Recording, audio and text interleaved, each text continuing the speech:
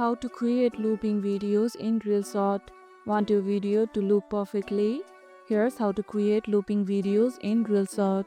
First, open your project and tap the clip you want to loop in the timeline. Tap the duplicate icon to copy the clip as many times as you want.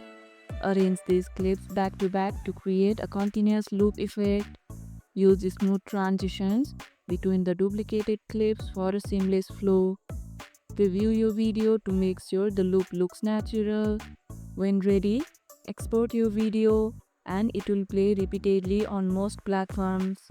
Have you made looping videos before? Share your favorite loop style in the comments below. Keep loop videos short and sweet to hold your audience's attention. And that's how you can create looping videos in Reelshot.